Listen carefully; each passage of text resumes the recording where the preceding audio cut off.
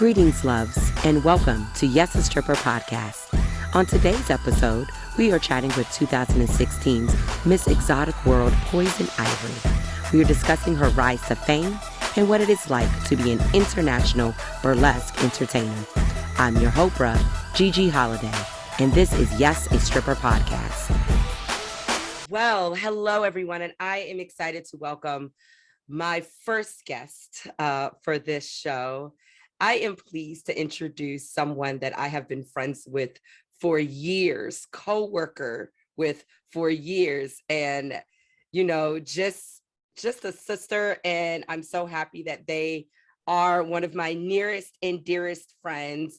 I would like everyone to give a warm welcome to Miss Poison Ivory. Hello. Yay! Yay! Thanks for having me, girl. No, thanks for being here. It is such an honor and a pleasure for you to be here. I'm so excited that you answer my panic text message of like, Yeah, hey, I was your first guest. You're my first no guest, idea. and I'm so glad that you are my first guest, because who else would I would want to talk to? Like, most of our conversations are filled with weed and wine and booze and dance I don't need you music. calling me out, okay? I'm calling myself out. I'm calling myself out. I love a good chat. So tell us, you are a superhero to me. So what is your origin story? How did you get into burlesque? Okay, so specifically my burlesque origin story.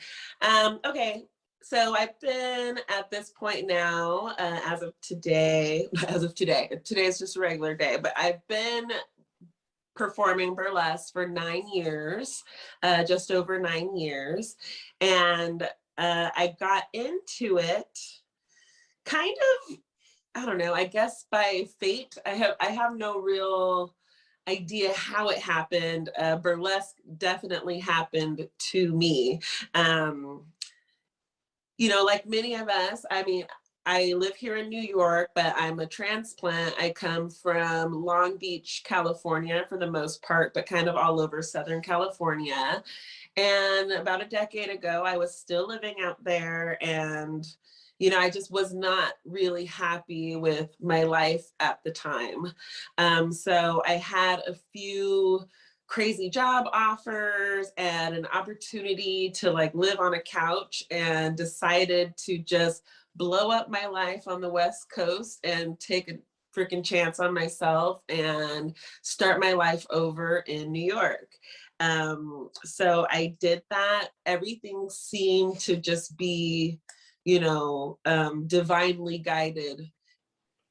Everything about the place, like finding a place to live, everything just kind of rolled out so easily that it seems so meant to be, even though I was changing my life so drastically. I think for the first time in my life, I really had faith in the universe and surrendering to, this path. And I know this sounds, like a lot to talk about an origin story, but coming from my background, I was a kindergarten and first grade teacher before I moved to New York and started performing burlesque. I mean, I didn't perform immediately, but my life right now is so completely different that it had to be an act from God in order to get me to change my life so drastically.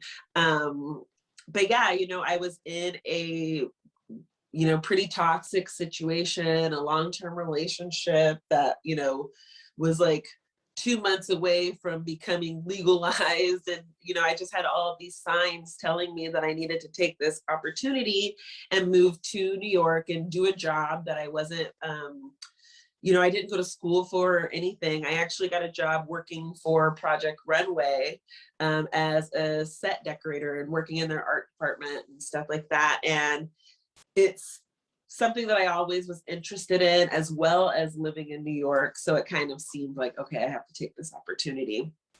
So, after basically a 6-month whirlwind love affair with New York, winter came and everything freaking changed. Coming from Southern California, I was not super used to snow, any of that kind of stuff. And so we experienced what is still like, fondly known as snowpocalypse back in, I believe it was like 2010 or something. And that was like right after I had moved here. And at that point, I had lost a job that I had been working at. It just like everything seemed to be falling apart.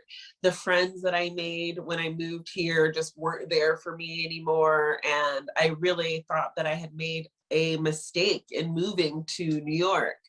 And I basically went into a huge depression. And during that depression, I wound up watching everything that Netflix had to offer. And there was a documentary that was on Netflix at the time called A Wink and a Smile about the Seattle School of Burlesque. So I really enjoyed that documentary. I liked seeing all these different people from different walks of life, like coming together to explore this, what I thought was a lost art form at the time.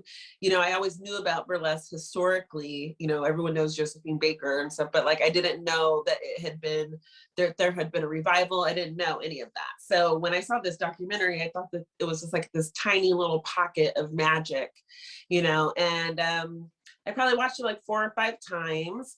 And, when it got to the point that I was ready to pack my bags back up and move across the country and grovel for my old toxic life back, because, it seemed like it was the only thing that felt familiar, I guess. My best friend, who still lives in California, she just like was not having it. She was like, no, I mean, you're living in New York. This is both of our dreams. Like, what are you doing? And she wound up, I don't know if she had like officially took a leave of absence or she just like got some gigs that were out here, but regardless, she wound up coming and living in New York with me in my bedroom for a month. And during this month, it was like her mission to convince me not to move back home to California, which is such a selfless thing with her being, still living out there. The fact that she knew it was so important for me to be out here. Because I feel like most people in her situation would have been like, yeah, friend, come home, like come be, you know what I mean? Come live back close. And so I really appreciated that. And of course, while she was here for that month, I showed her the documentary and she enjoyed it quite a bit. And, from there, we actually got interested in, attending burlesque shows in New York. And it was great. I had a few friends who, I knew by then, by the time I showed her the documentary, I had already realized that the revival had happened and that New York was actually a place where burlesque was like thriving. And so I started to go to shows. And by the time my friend was in town, I had a couple of places that I wanted to take her. But still at this point, I didn't have the guts to really sign up for the classes because my life was so different. Like I appreciated what burlesque had to offer, but I never intended to become a burlesque performer at all. So it didn't seem to make any sense to take the classes, even though I realized that the classes were not just for people who wanted to do it full time. It was also for people who just wanted to like get in touch with their bodies or, figure out how to tap into their vulnerable side as well as their confidence, all of these other things that come from taking burlesque classes besides just like being on stage. Those were the reasons why when my best friend gave me classes to the New York School of Burlesque as a birthday present, I was like, okay, well, I can get all of these things out of it. This is all over the month, by the way, that she is in town. This was the month of May. I love that this was like a full month. Yes. Thing. Yeah, exactly. So, it was the month of May in 2012 that she was in town, and I we wound up going to a show, and she was like, oh, I really want you to be on stage. Like, I would really love to see you have a gig and all that. And I'm like, dude, I don't know how to get a gig. Like, I don't know. You know, I thank you for signing me up for the classes. I think I had gone to one class maybe at that time so far. And I was like, okay, you got it. If I get a gig before you leave, I will take it hands down. You know, and she was like, okay, okay. And she's like a master manifester. So basically the very next day I had class with Jo Weldon, who's the headmistress at the New York School of Burlesque. And she basically, right as soon as class started, made the announcement that there was going to be a student showcase happening on May 26th. And my friend Karina was scheduled to leave on the 27th. So I was like, well, I guess this is the sign that I have to do this one time only, one ever performance in my life, this bucket list experience. And that is truly what I intended it to be. That performance happened 2 weeks later, and it was the day before my very last class, which was also the day my friend was leaving. It was like a whole bunch of stuff. Anyway, I didn't make it to that last class because I was so hungover for my like one night on stage, because I had a panic attack before. I cried backstage. I took a bunch of shots and like convinced myself that it was just going to be a one-time only performance. And you know, even though it was quite scary getting on the stage, by the time I was like in the act, my very first number was to Girl with One Eye by Florence and the Machine. That was the first thing I ever created. I created the act in like a week. The costume even came together in this like way that just seemed magical. And I did my performance for a whole 7 people in the audience. 3 of them I knew, one of them was my best friend, and still had a panic attack. But, you know, once my name was called, I went out on the stage like a professional and did my performance. And, you know, it was about halfway through where I really started to realize that even though it was a small crowd, like the love that I was receiving were for the choices that I had made, for the song that I picked, for the choreography that I created, for the costume that I put together. And coming from a theater and dance background where I spent most of my time on stage recreating someone else's story or telling somebody else's, you know, or bringing someone else's vision to life, it was really satisfying that even for those, you know, very precious 3 minutes and 35 seconds that I was actually putting something for the first time on stage that was just completely me. So shortly after, the next day my friend left, like I said, I never even made it to my final class. So I still don't technically have my certificate from the New York School of Burlesque. So like, even though I started teaching there, I still haven't technically graduated from there, but that's just such my vibe, you know? I love it. It was fine. It was fine. But yeah, so I wound up leaving the country for a while, just, you know, trying to eat, pray, love myself around Europe and figure out my life. While I was there for 2 weeks, my best friend messages me. She's like, oh, I stumbled across this burlesque competition that you should do. And I was like, how do you stumble across a burlesque competition? But I'm pretty sure like at all the shows, she signed up for mailing lists and stuff like that. And so it turns out that Angie Pontani was doing a Star Search like burlesque competition for performers 3 years and under. And the winners of this competition got to perform at the New York Burlesque Festival, which was coming up a month later. So I'm looking at the criteria. It's like, oh, you need a video, you need photos, you need to like blah, blah, blah. And I'm like, I literally have 1 performance under my belt. I don't got any of this stuff. And my friend, she's like, oh, well, I took a video on my phone, da, da, da. And I'm like, oh, okay, fine. You know what, go ahead, girl, you sign me up, blah, blah, blah. She's like, okay, get some pictures. And I think she might have submitted like an old headshot of mine or something. Like, I just was not prepared for it, but like somehow I wound up getting into this competition that happened like 3 days after I got home from this European adventure that I was on. So I did my best to prepare.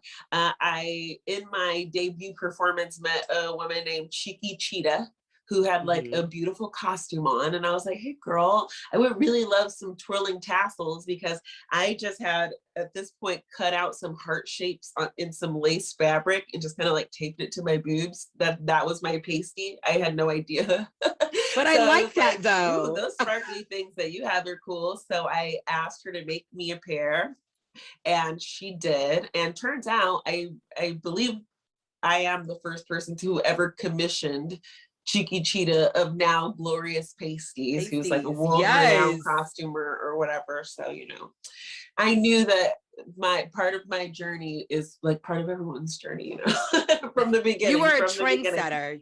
Yeah. You're definitely a trendsetter. So I do this little competition to the one act that I had, Girl with One Eye by Florence and the Machine. And World Famous Bob was a host, and I don't know if they were judging or not, but they were the host. And I was competing with the, like, that's how I met like Nina Lavoie. That's how I met, oh my gosh, it'll come back to me in a second. I mean, not that it'll come back to me, but I'm like in the middle of this story. But like, let me just say, there are like name brand performers competing against me who now are like starring in shows in freaking Las Vegas. Okay, like the Raquel Reeds, like this type of people who are like in this competition with me. So mind you, at this point, like the Raquel Reeds are like 2 years, 3 years, you know, like barely getting under the deadline, fully encrusted costumes, you know, all of the showgirl, whatever. And I'm still trying to figure out how to put lashes on. Ain't got a stitch of sparkle on my outfit, except for I do have those pasties, but like just feeling so inadequate backstage. And World Famous Bob was so lovely. They came up to me, they were like, I could tell that you're a little nervous. And I was like, yeah, a bit, you know, having another panic attack situation, it felt like. And she was like, shh, can you hear that? Can you hear that? And I was like, what? And she's like, do you hear that? And I was like, hear what? She's like, your audience, do you hear them? And I was like, yes. And she was like, they are hungry. They are so hungry. And I was like, yes. And she was like, your audience wants to be fed, and they can't make an omelet out of a Fabergé egg.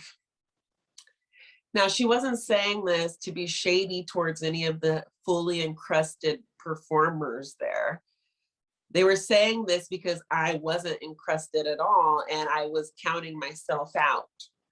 And the message was, you don't need the sparkle, because what people are fed from is the insides, is the yolk, is, you know what I mean? Like, that's the part that actually has the nutrients. Like, yes, it may be beautiful and sparkly, but like, you don't actually need that in order to feed your audience, which is probably some of the best advice that I've ever gotten as a performer, and so early on as well, which is like, so, you know, it just felt meant to be.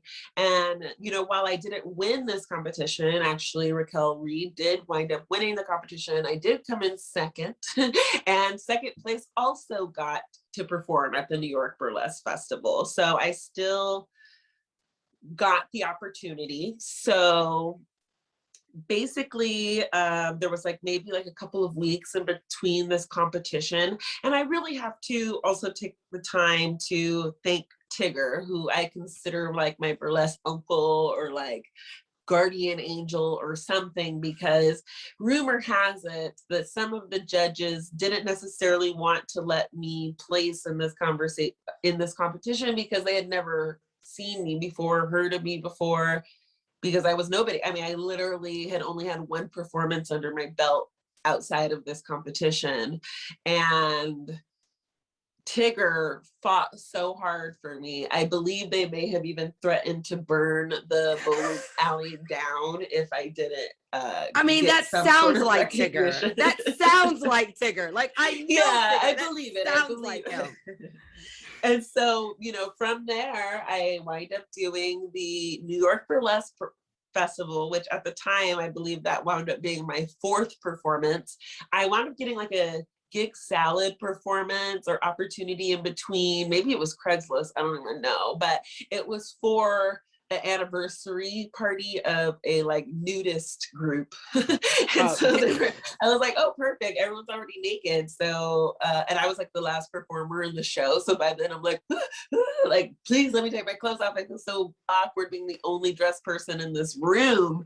So that was my 3rd performance, and then the New York Burlesque Festival was my 4th time on stage at the New York Burlesque Festival. And it just so happens that there were quite a few producers in the audience that night. And I started getting gig opportunities with some, you know, companies that would consider themselves very snobbish. And I think they appreciated the fact that they could like get me, you know, before I was tainted by anybody else. But you know, the thing is, I don't believe in scarcity or lack, and they sure did, which is why I'm still here. Where are they? But either way, I'm grateful for them. I'm grateful for them because they really did help push me, you know, performing right away with the likes of like Medianoche and freaking Hazel Honeysuckle. You know, I met Pearl Noir, you know, all of these people that I would not have even, you know, at the time, the only opportunity to be in the same room as them is when I was a ticket holder watching them perform. And now here I am, a baby burlesquer, and I'm hoisted on the stage with these people who, in my opinion, were like truly iconic already, you know. And boy, oh boy, did I have no idea how iconic this Pearl Noir was going to wind up being in my life. But I met her right away, and she also gave me wonderful advice.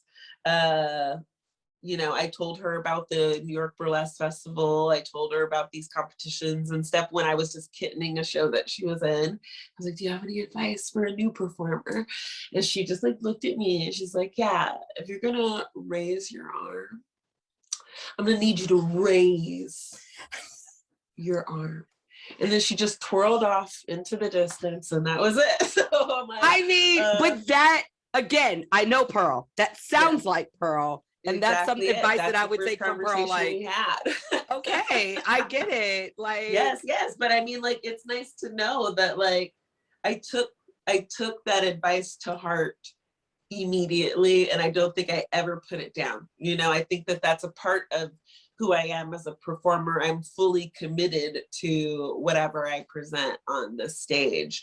So, you know, here we are. 9 years later, I became a full-time burlesque performer about 7 years ago, maybe, because I got an opportunity to tour with a show called The Sweet Spot, which I'm sure you know of. yes. And I worked with them for about 2 years. And then, you know, some things happened. We had to part ways.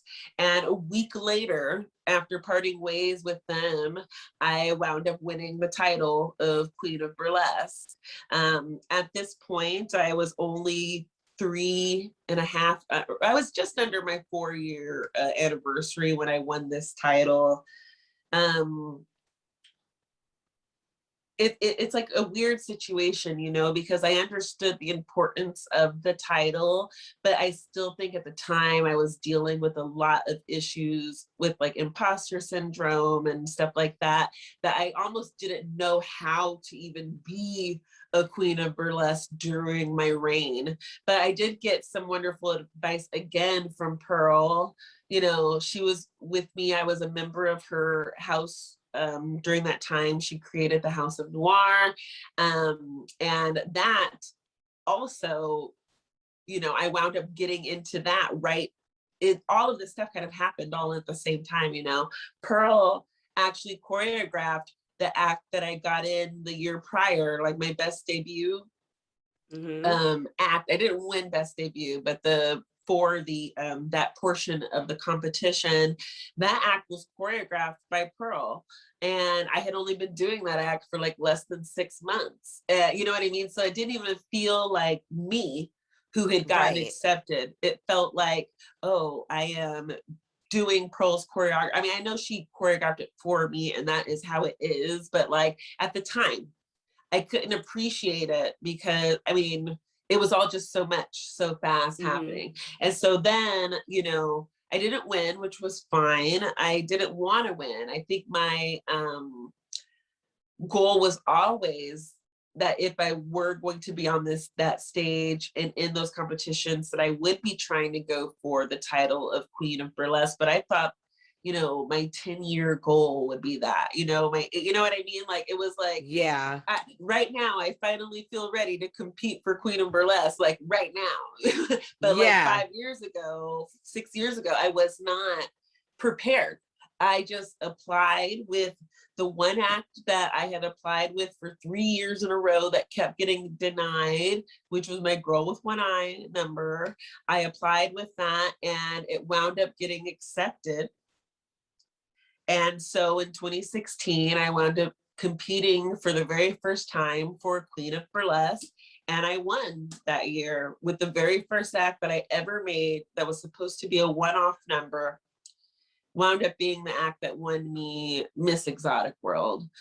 So when I say like all of this stuff just feels like so meant to be, like I didn't choose it. I said yes to the opportunities that came as a result, but it has completely changed my life in all the ways.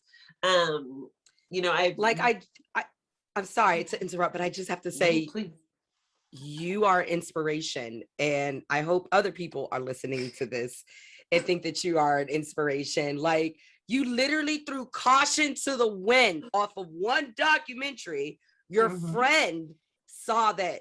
Your friend I feel like your friend just had a premonition. Yeah, I think so. You like, this is the direction you need to go. And like, I'm saying this for me, you have always been an inspiration to me. I still remember the first time that I got the courage to speak to you at the Sweet Spot in DC. Like, I remember you danced to Gorilla by Bruno Mars, and I remember thinking in my head, oh my God, I want the audience to look at me like that. I want the audience to be eating me with a spoon, even though they're getting steak, okay? Like, a delicious piece of meat, okay? A delicious meal. You know, I have to give a lot of credit to the Sweet Spot. You know, performing with that show, I think is some of the best training that I got, just strictly being a performer and being adaptable, because that show toured in like 36, 38 something cities around the United States quarterly, DC being one of the cities. And I believe up until I started touring with them full time, they only booked local burlesque performers for their shows. Yeah, when they came to DC, they booked me. I wasn't a good fit for them at that time. Now they hit me up now. They can get it all. Well, you know, they asked me to go on tour with them, and when I agreed to do that, that's when I gave up, you know, the other like permalance, you know, styling positions and jobs that I had been working out here, and decided to like try to be a full-time performer and see how that goes. And let me tell you, for the 2 years that I worked with them, they not only brought out the best in me, like as far as they called the queendom into existence, I believe, for me. This girl's gonna be the future Queen of Burlesque, blah, blah, blah. Like, that's how they would introduce me. And, you know, I'm performing for like audiences of like 500 to 1,500 people on any given night, sometimes 3 shows a day. You know, you never know what type of stage you're gonna be on. You know, all of these things, I think, is why I was able to win Queen of Burlesque being only 3 years old, is because for 2 years prior, I had been on every freaking type of stage possible.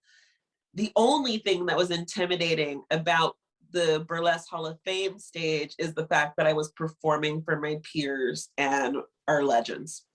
Yeah. And I wanted to do them proud. So the I like I said, I have so much gratitude for the Sweet Spot, even though we did have to go our separate ways, because it really did help me become the performer that I am. But also, I think quitting Sweet Spot was also part of my journey. I don't think I would have won Queen of Burlesque unless I was willing to sacrifice that particular thing so I could do something else. You know, my year is.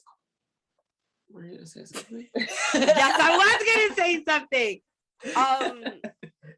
You winning Miss Exotic World, Queen of Burlesque in 2016, was a changing point for your life, and I guess for people outside looking in, you know, especially the Black burlesque community. I'm not gonna lie, when I found out a bitch was half asleep and I jumped out of my bed and twerked, like, yes, friend, yes, friend.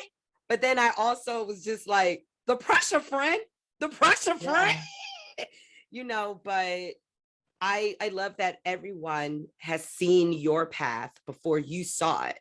And then one day you just like, I'm just gonna fucking accept it. I'm gonna put on my cha-cha heels and go. I mean, but not really. I mean, that I wish I could say it was just one day. Like I'm saying, I only feel prepared for the job if you're ever prepared for that job, like now, like maybe over the last 6 months, like post-pandemic, I'm like, you know what, I'm ready to step into this queendom. Like, no, it was not like that. I really went in with all the imposter syndrome, all of this unworthiness. Like, in my opinion, it should have been Pearl, you know, all of these different things going on.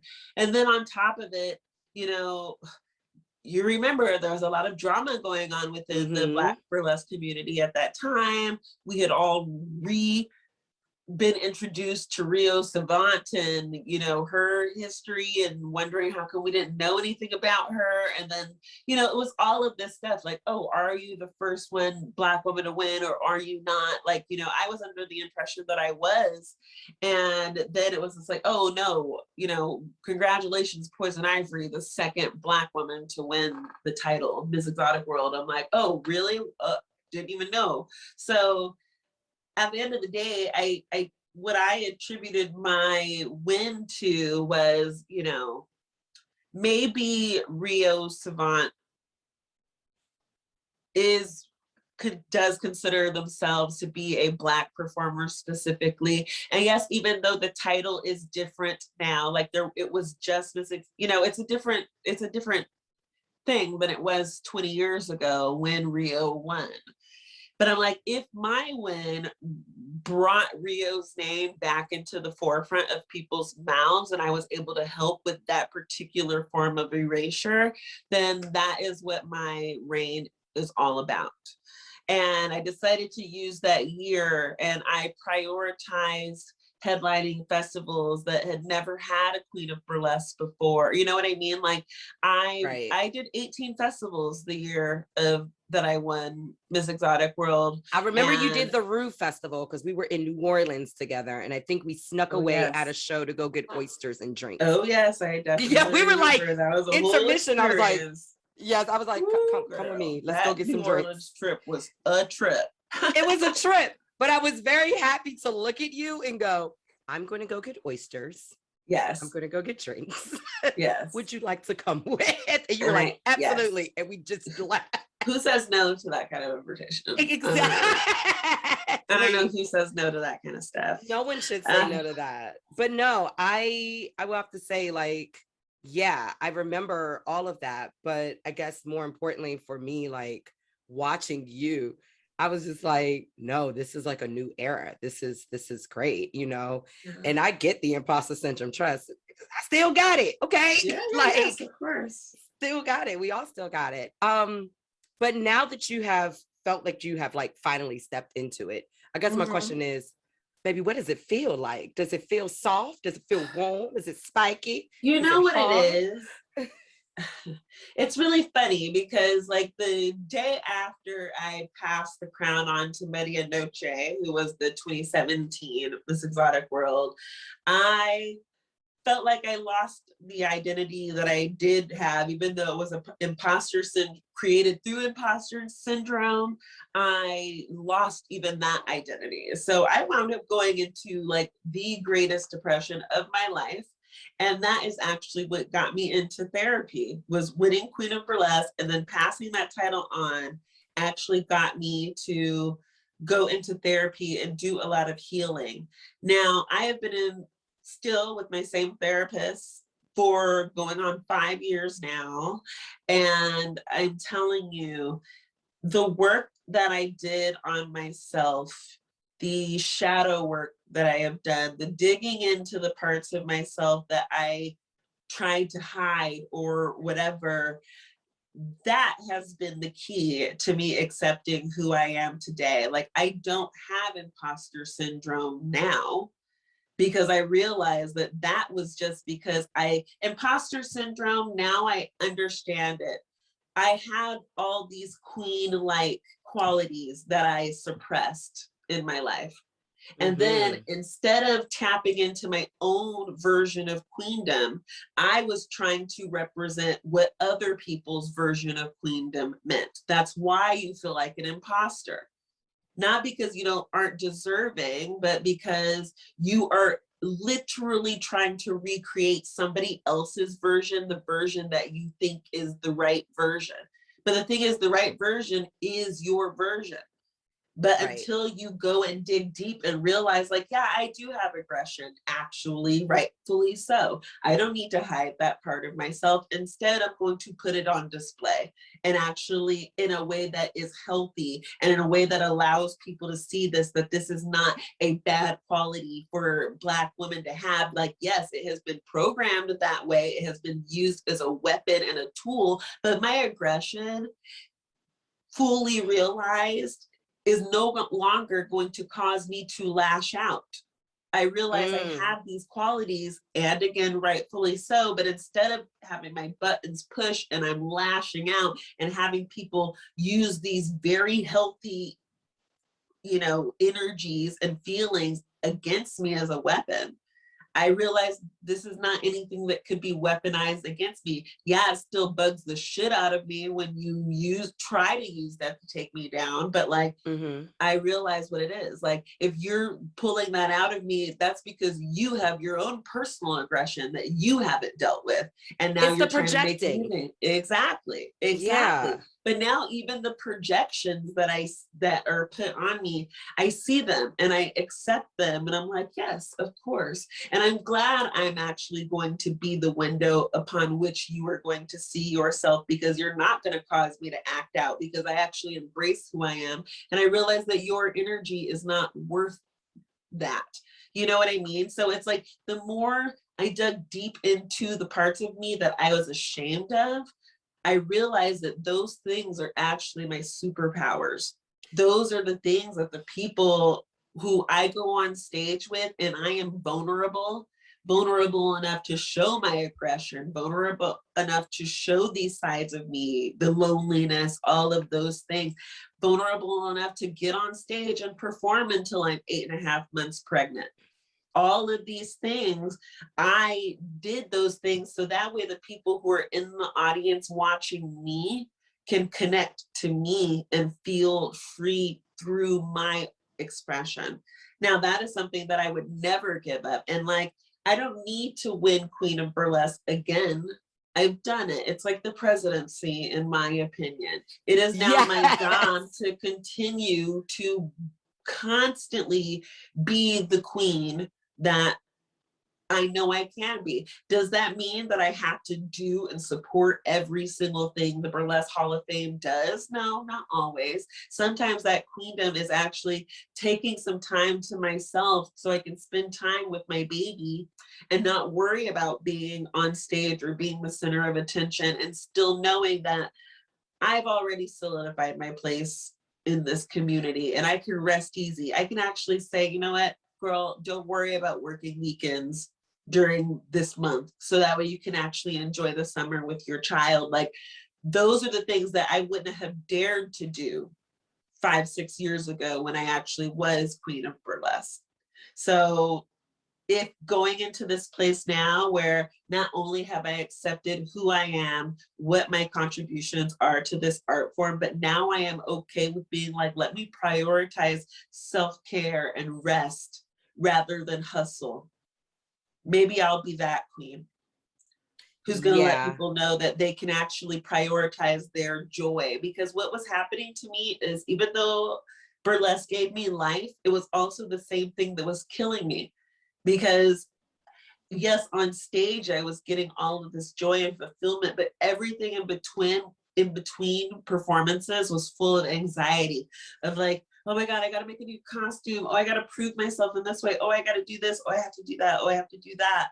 And realizing that I have already done enough and I have already worked so hard. And now maybe I'm going to go back to allowing myself to be divinely guided, like when my life was changed for the better for the very first time and everything felt easy. Like that to me is success of like, you know, not only, in my opinion, I kind of took this after Dave Chappelle, like I was a teacher and his father was a teacher, and he's like, you know, well, I consider myself successful because I'm making more money as a comedian than my father was making as an educator. So therefore I can consider myself successful. It's the same thing in my life right now, not to mention that I'm like living in my dream city and all of these things.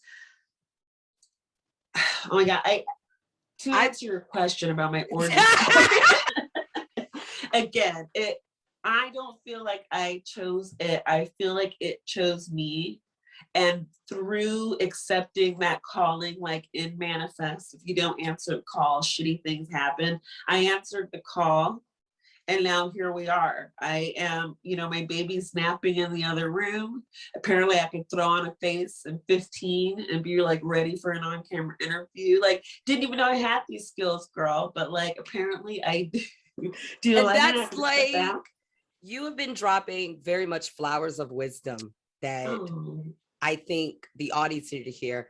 But not only that, I am a firm believer in that, like, the universe will always give you signs. And I'm not going to lie, Poison, you just gave me the best signs and the best knowledge. Like, I can't wait to listen back on this interview and cry and just be like, she's right. My friend is so right. Not like I can't pick up the phone and call you and say, I am going through it right now. And you would be like, why are you going through it? Let me tell you how you'll be fine. You'll be fine. Shush, shush.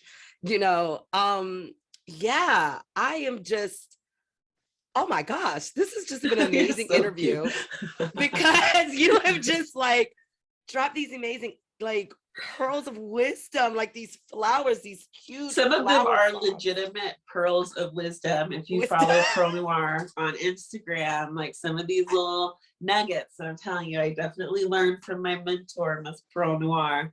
I mean, there are a lot of things that I think I have told Pearl once or twice. I'm like, yeah, no, I listen to you. You just don't think I listen to you, but I do. I'm that. She's probably mad at me right now because I have. Yeah. No, I had to tell her recently when I was in New York and I got to see her perform at Polite Society. We sat at the table together. It was so warm that when she saw me, her eyes lit up and started smiling like, oh my God, at least one of my kids is here. Like, someone I know is here. And then she was just asking me questions like, how do you feel about all this stuff? And I was just like, listen, I'm happy I did my shadow work. I'm happy that I did this, but I listened to you and I wrote to producers in New York. You know, I just told people this is what I wanted. This is what I want my wildest dreams to be.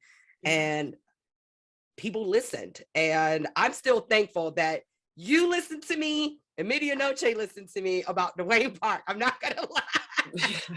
Like, but I just said it. I outright said it. And the next thing you know, y'all were like, okay, cool.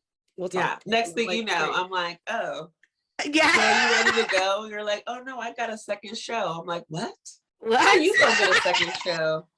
How you gonna get a second show? I didn't even get an offer. And I was shocked at that because I was thinking that both of us were going to be on this. Because I was like, yeah, we're doing it again. And then they were like, oh no, you're here for the 10 p.m. show. I was like, huh? Yeah. Oh no. Oh yeah. That's okay. It's all good. It's all good. It's all good. But I also know that you and I will always be working together. That's one of the things that I put in my manifestation book of just Mhm. like, I want to be working beside all my friends and my coworkers, and we're cool. Like, it's amazing. You, like I said, you winning was just amazing. You getting from one side of the country to another is amazing. Yet I'm freaking about just moving, what, 4 hours away. Hey, listen, I didn't have any money either when I moved, so you know. Yeah, and you did it. And I know that you are also a House of Noir gem. I know we've been talking about Pearl as well. Um, how has that additionally shaped you as a performer?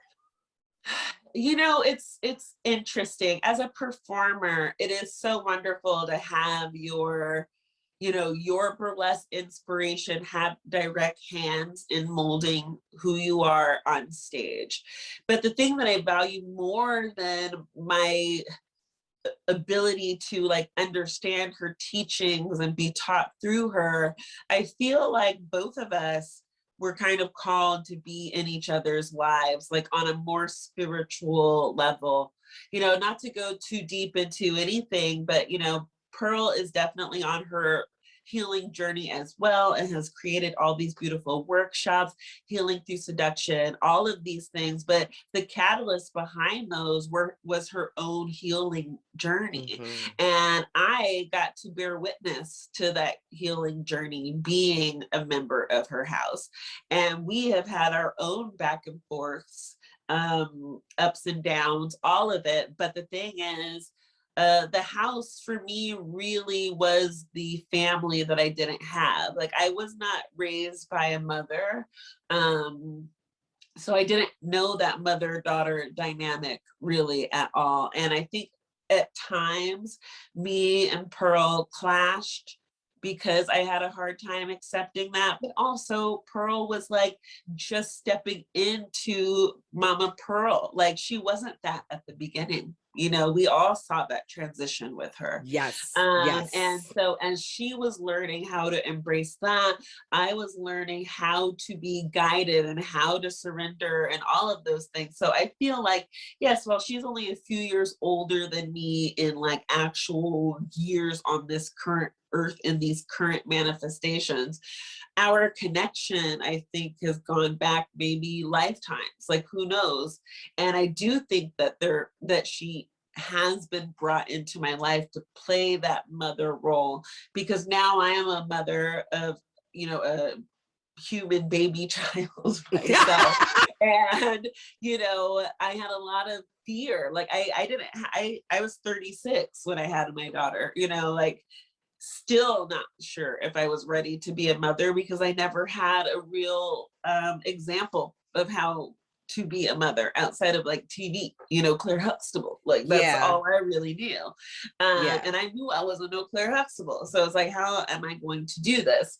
But having Pearl in my life who like not only helped me to embrace like who I am and the beauty of my, you know, art, and she's helped me accept like glamour and feeling worthy. She has also helped me to understand the idea of abundance even, and that I am worthy of those things, and that whatever is for me is for me. Like these nuggets that I'm telling you, Pearl, I believe, is the mirror upon which I was able to actually see these things brought into life. Like she has been such a wonderful example to me.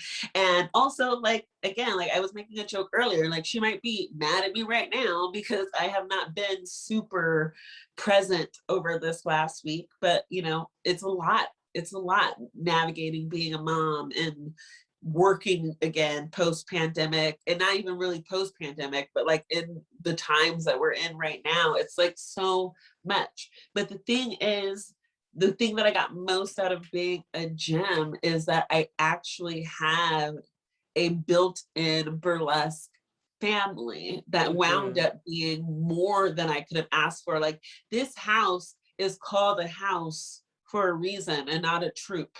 You know, she based this house off of like the freaking drag houses and the Vogue houses, the Willy Ninjas, you know, like House of Ninja, all of these things are what the House of Noir has been based off of. So that family dynamic was so important.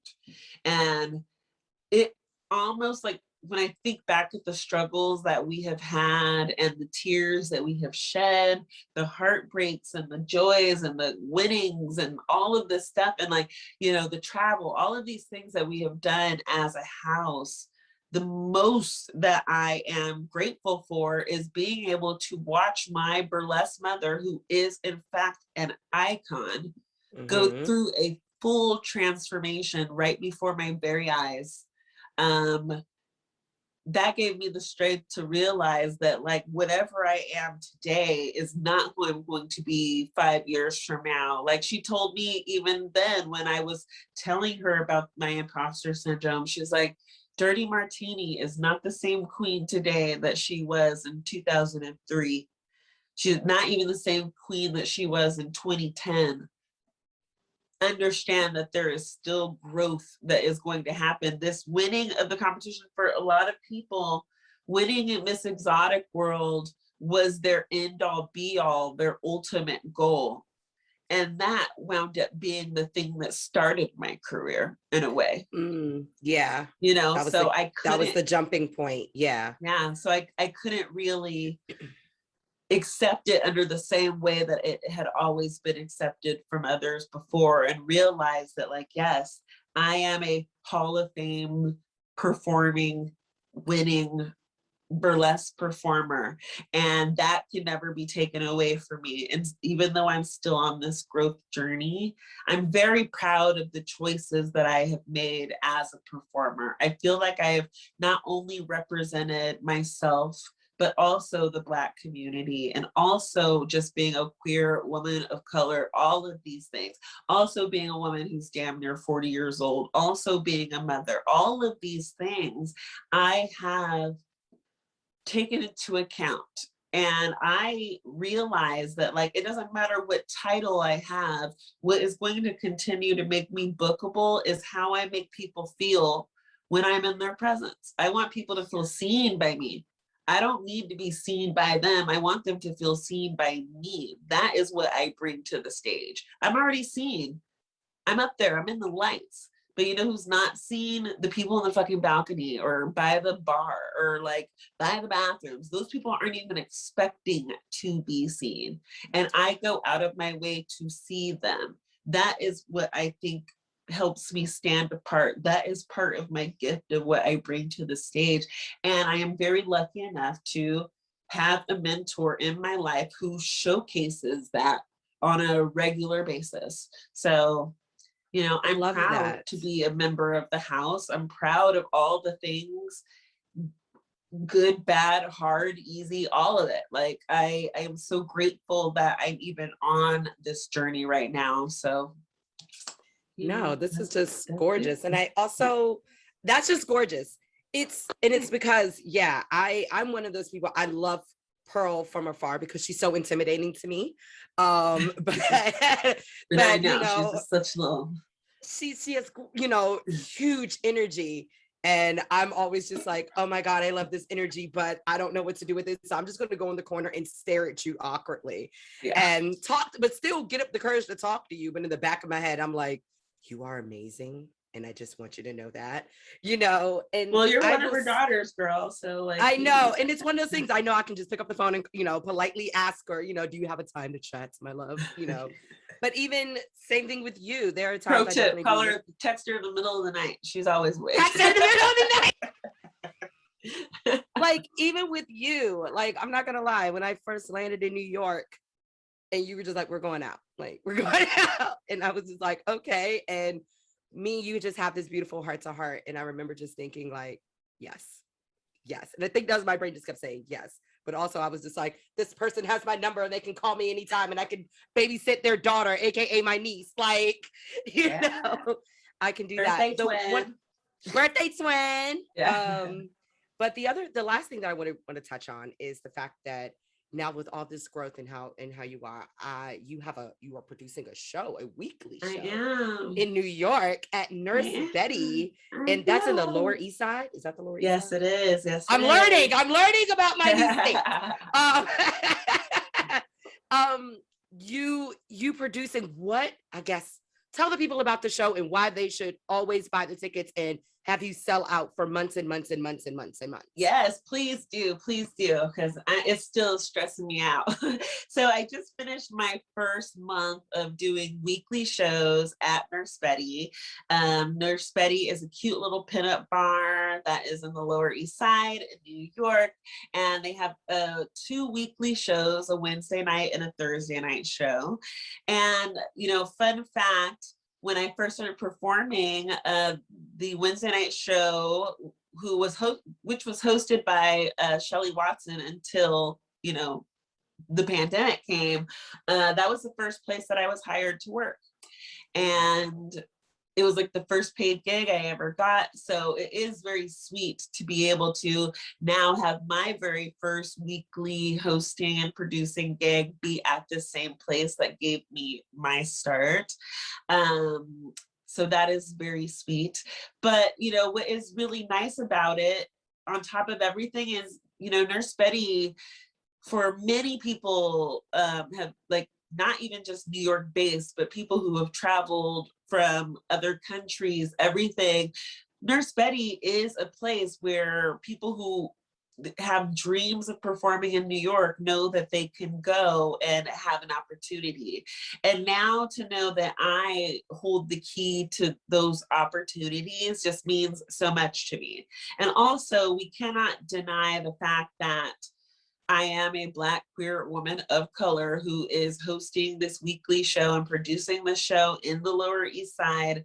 It is a big deal because right now there is just, not right now, but always, it's been such a white male producer situation. And, in most of those cases, a woman who is of color, whatever, has such a hard time scrapping and fighting their ways into these places, right? To have opportunities to perform. Like, you have to, the old saying goes, you have to be twice as good, to work in the same spaces as your white counterparts and stuff like that. And it now feels just so beautiful to be able to prioritize performers of color, to give people the opportunity to be on the stage while still honoring what Nurse Betty has always been. Like, in my opinion, it has become even more elevated since I started working there 9 years ago.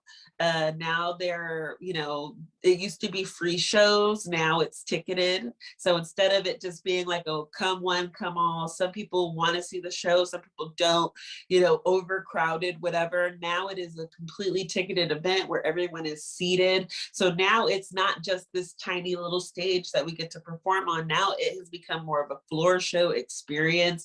And because of that, because of the ticket sales, we are able to offer a higher paying rate.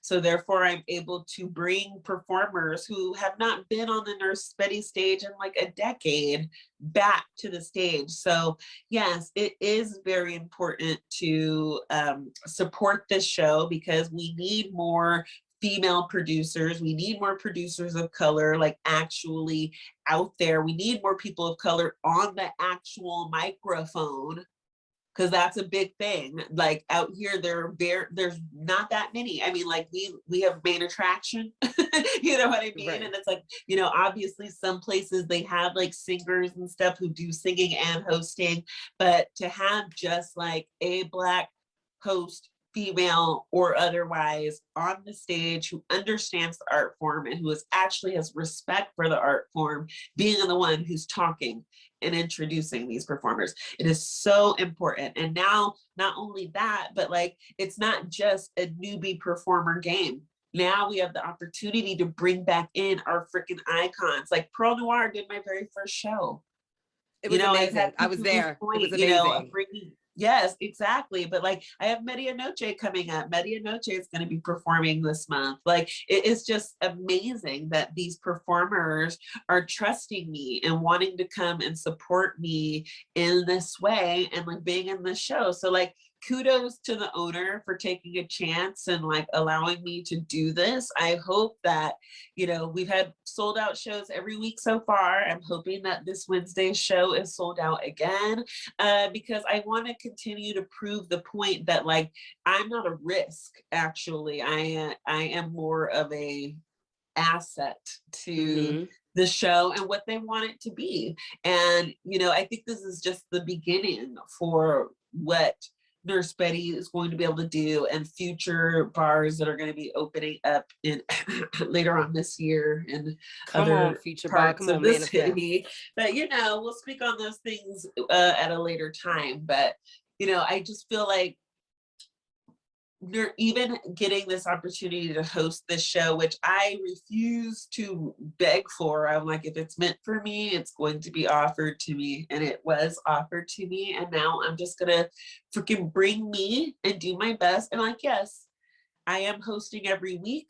It is a learning curve, obviously, but you know, I am thrilled that I even have like the faith in myself to go ahead and go on the microphone every week and just like trust that, you know, my ancestors are going to speak through me and I'm going to say some funny shit and be entertaining and bring some beautiful performers to the stage. And I just want to continue to do that for as long as I'm blessed with the job. So yes, no, and you definitely have my support in yay, as always. Of course.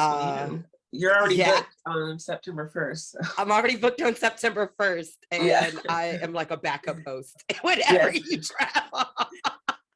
And like, what's good about, I'm not gonna lie, I understand the whole hosting thing and being a Black woman and host. I used to run a party brunch and I hosted every week. And you're right, there's a learning curve. And that's actually where I got my chops at. So when people are just like, you're so funny and so quick and witty, I'm like, oh no, baby, I've been doing this for 9 years. Yes, exactly. 9 long years yelling at people. So this is nothing to me, but this is just an amazing opportunity. And I want everyone to buy your tickets, to go to Nurse Betty. Even if you can't come, buy a ticket and donate it. And I'll give it to like a performer in need who wants to come out and see the show. But yeah, that's good to know. I'm sure you will have all my social medias or whatever. You can definitely find out. My show is every Wednesday night at 9 p.m. So please, if you're in town and you want to support, we will love to see you there. Yes. And also Nurse Betty stays open till 4 a.m. Oh, yes, it does. That's a great part. 100% does. Every time you say that or Frankie says that, I'm just like, that's right. Yes. Y'all are open to 4 a.m. Yes. So I guess my final thing is just, where would you like people to find you? As it's your social media or anything like that? I mean, you know, you can go ahead and type in Poison Ivory Burlesque, Miss Poison Ivory. Those should bring you up to my website, you know, and you'll be able to find my social media, like my Instagram, all that. Instagram is always the easiest if you want to like be completely up to date on what's going on, because in my link tree, I have my calendar, I have my, you know, you can buy tickets for Nurse Betty and all of those types of things.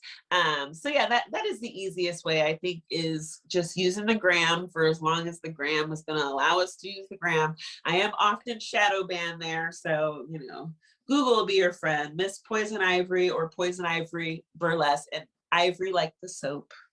That's how you'll be able to find me. Ivory, so well, thank you so much for taking your time to just share with us your beautiful journey, your beautiful story, your beautiful history.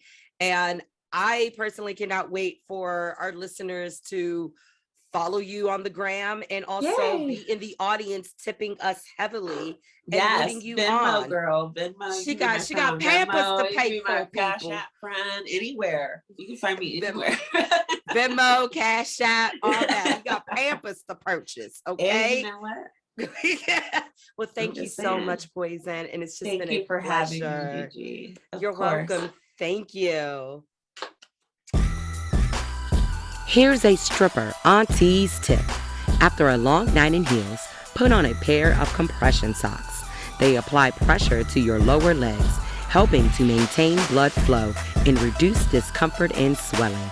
They're not just your Mima's special socks anymore. And that has been your stripper auntie's tip.